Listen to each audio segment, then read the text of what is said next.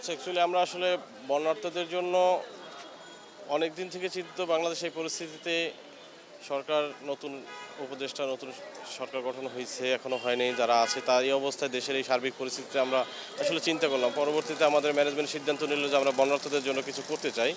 তো এর আগেও আমরা অনেক জায়গায় দিয়েছি। তারপরও আমরা একদিনের স্যালারি 4,13,108 টাকা, ঠিক আছে, 2 লক্ষ টাকা আমরা এখানে দিলাম। আর বাকি টাকাটা আমরা আবার আমাদের গাউসেলা যে মসজিদ আছে ওখানে একটা দিয়েছি। তারপর হচ্ছে উত্তরাতে উঠাচ্ছে ওদের এখানে দিয়েছি।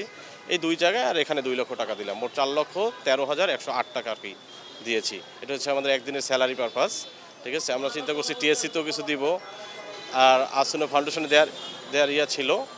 তো পরবর্তীতে আমরা ওই জায়গায় দিয়েছি 2,13,108 টাকা, আর 2 লক্ষ টাকা এখানে দিলাম। মোট 4,13,108 টাকা।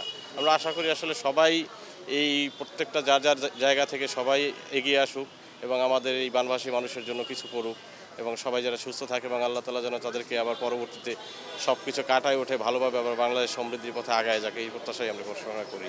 কোনো মতৈক্য হয় নাই আপনারা যখন একদিনের স্যালারি? না না না না, কোনো মতক্য কোনো কিছুই হয় নাই। না, একদম নর্মালি সবাই একদম স্বতঃস্ফূর্তভাবে একদম অনুপ্রাণিত হয়ে সবাই একদিনের স্যালারি আমাদের দিয়ে দিয়েছে। আমরা যে একদম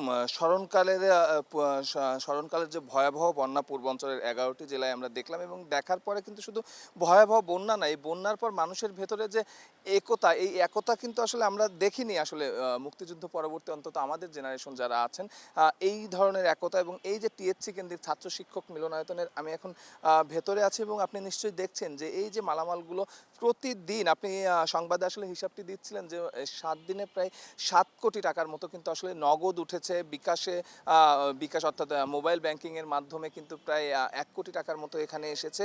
এবং শুধু এই একটি ঢাকা ভার্সিটি শুধু এই একটি জায়গা নয়, এই টিএসসি ছাড়াও আমাদের মধুর ক্যান্টিন, ওই ওই পাশে আরেকটি জায়গায়, মানে মোট 3টি জায়গায় কিন্তু বুথ খোলা হয়েছে। এই জায়গাটিতে শুধু নগদ অর্থ নেওয়া হচ্ছে, ওষুধপত্র নেওয়া হচ্ছে, আর আদার্স যে জিনিসগুলো আছে হচ্ছে ত্রাণ, সেগুলো কিন্তু আসলে ওই দুটি জায়গায় নেওয়া হচ্ছে। এবং আমরা আসার পর যতটুকু জানলাম যে প্রতিদিন রাতে কিন্তু যেমন ট্রাক যাচ্ছে, আবার যদি কখনো আসলে ইমার্জেন্সি ক্ষেত্রে কোনো ত্রাণ পাঠানোর প্রয়োজন হয়, সেই ক্ষেত্রে কিন্তু তারা আসলে হেলিকপ্টারও কিন্তু ব্যবহার করছে। যেমন আজকে সকালে কিন্তু একটি প্রাইভেট হেলিকপ্টার করে কিন্তু ফেনীর উদ্দেশ্যে ত্রাণ নিয়ে কিন্তু আসলে এখানকার যারা ভলেন্টিয়ার আছেন তারা রওনা দিচ্ছেন।